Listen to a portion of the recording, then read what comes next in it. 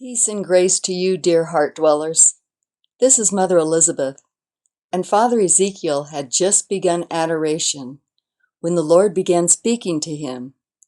And then, pow! Jesus gave him the whole message, the whole picture. Ezekiel sensed and felt the entire message from the Lord, almost without using any words. God revealed to Ezekiel's mind what he wanted to communicate to him. Here is the Lord's message through Father Ezekiel. Ezekiel began, I heard and experienced at the same time the words, fish on. Now, I'm familiar with chartered deep-sea fishing off the coast of Louisiana. For people who are not familiar with deep-sea fishing, here's a description of the sport along with the vision the Lord gave me. Several people were on the boat, including the captain and a few crew members. So the boat takes you out about 70 miles off the coast, more or less. And as guests, you are given a long pole with a large reel attached. Immediately, when I heard the words, fish on, with emphasis on the word on, at that moment, everyone drops what they're doing. They reel in their lines and put their poles aside. If anyone left their lines out, there was a good possibility that they would get the lines tangled and knotted.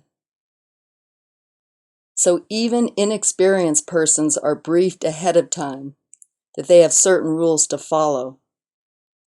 Some guests are a little slower than others to reel in their line, and everyone's attention is on one rod which is bent, almost folded in two, trying to reel in a very big fish. Everyone's focus is on that person and that fish, and working to keep the person in the boat and from being pulled into the water due to the weight of a 200-pound fish on the other end. Everyone is engaged in this activity and has a part to play.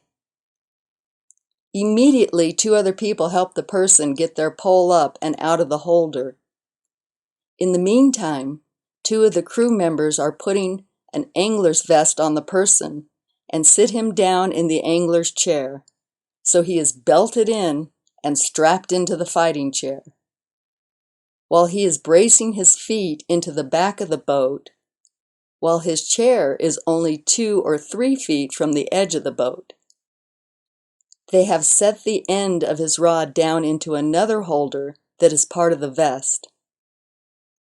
In the old days, they would just stick the rod between their legs and hang on for dear life. Once he is secured in a seat, everyone's attention is on the angler and the fish. What told everyone to drop everything and spring into action was those 2 words, fish on. These fish do not come in quickly, and it may take 2 hours or more in the fighting chair just to bring in this trophy fish close to the boat. The captain has one hand on the throttle and one hand on the wheel, but he is looking back behind him the whole time in order to adjust the position of the boat and the trolling speed. A lot of line and lure is used to attract the fish. These fish are so big and so powerful that they would snatch the bait right off the line. So they tend to use large lures to catch the fish. Depending on weather conditions, these lures will animate in the water, attracting their target. Incidentally, experienced fishermen, even before the call, are paying very close attention to every line for any evidence of a strike. Some fish will test the bait, but a moving target that is attractive sets their instinctive action to pursue, give chase, and attack, even if they are not hungry. Bear in mind these are large, predatory fish. Normally, the charter companies have gone out ahead of time and scouted different areas, so they know the signs that indicate good fishing, such as spotting a pod of sailfish and throwing out game fish or bait pods days ahead of the charter. Conditions are favored towards the fishermen, but when the fight is on, it's on, with very little favor to the fish or the fisherman. The gloves are off, and it's you and the fish. Meanwhile, the others on the boat are enthusiastically watching the contest, each having a secret hope inside that their friend will win and end up landing the fish. However, again, it's a long fight. It's a challenge. The point for your opponent is trying to wear down the fish, and vice versa.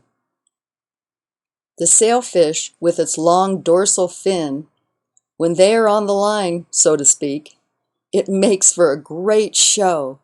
It's absolutely breathtaking to watch. Others, such as the black or blue marlin, while being less colorful, are still very strong fighting fish when they are on the end of the line. Marlin are typically preferred by commercial crews because that's what brings in the money. The sailfish is more of a trophy, although the meat from the fish is very tasty. During this 2 or more hour period of a battle of wills, the other fishermen naturally get tired and distracted, or go down in the hull to get a quick nap or something to eat. But the crew never leaves the angler's side, because they know at any moment he could lose the fish, the line could break, or the fish could throw the lure if there's too much slack in the line. This usually happens when the fish does an aerial display, or they throw their heads from side to side. Finally, at the end of the 2 hours, the fish is much closer to the boat and has tired considerably, as well as the angler. The crew are still keeping a very close watch on the fish and the line and the angler. Some of the most beautiful fish have been lost in those last moments before it is pulled into the boat. Things seem to change gears, and very slowly and carefully the fish is brought alongside the boat. The angler is drenched in sweat. May require 2 of the crewmen just to help him stand to his feet when he is unbuckled from the chair. Fish and angler are exhausted. One of the crew will reach out with gloves and move the fish slowly and gently along the boat side. Another person may grab a net. However, normally they use what is called a gaff, which is typically a long pole with an oversized hook on the end.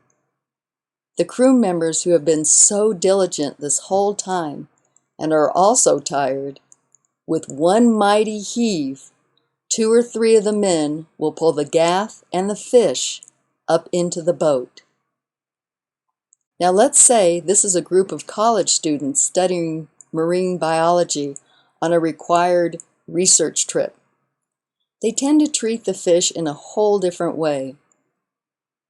They are very slow and methodical and handle the fish very carefully when they bring it into the boat. Again, everyone knows their part.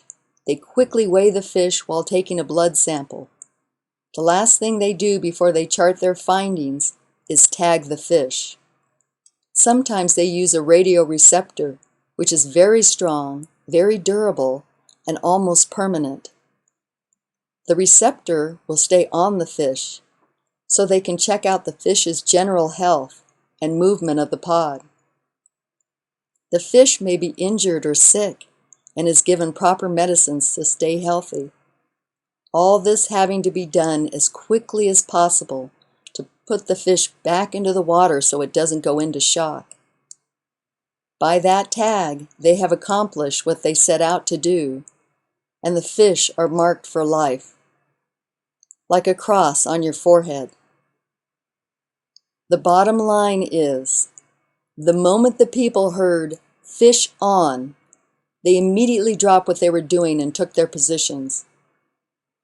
If you are walking around on a normal day and you happen to be an intercessor for souls, you will begin to notice quite regularly your pains, sufferings, your struggles, trials, and temptations. The moment you recognize that you are taking on some suffering, whether it be physical, mental, or moral suffering, fish on. There's the hook. And as you may have guessed, we are talking about souls here. And in Matthew 4:19, Jesus said, "Follow me, and I will make you fishers of men." We have a choice at this point. Do we stand in the gap for that soul or souls, or country or situation, and embrace that suffering and use it as an offering to help expiate sin? So again, it is up to your free will choice. Do I carry this cross, or do I walk away? You may feel, I have been standing in the gap for months for many different souls and situations. Or maybe it's been just a really intense week. In our tiredness, there is a tendency to give ourselves a break. In other words, I worked hard all week, so I think I'm going to take a break tonight. The Lord will not love us any more or any less.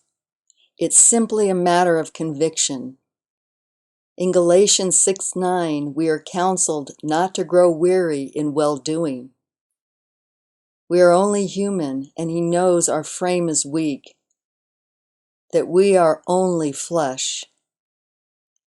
That puts the focus completely on God's grace and not on our own limited ability, because He is God and can do anything.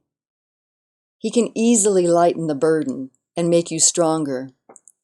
The question is our heart for the Lord and for souls.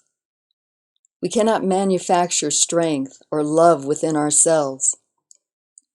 But if we remember to simply ask the Lord to please give me your strength, Lord, and your love and your faith, and to bind us tightly to all of your virtues, and to see, think, and feel with the eyes and mind of our spirit and soul, which He has given to us.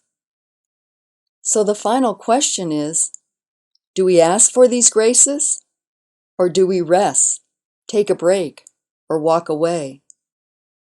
Just because the Lord has called us to this, and we have responded by grace, does not mean that we will always be at peak performance.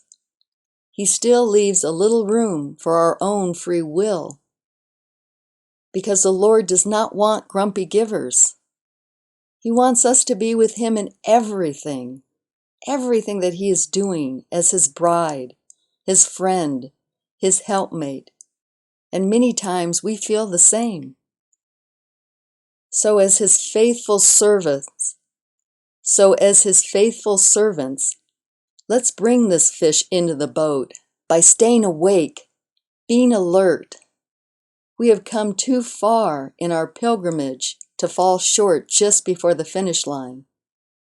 The athlete needs his coach to cheer him on and encourage him.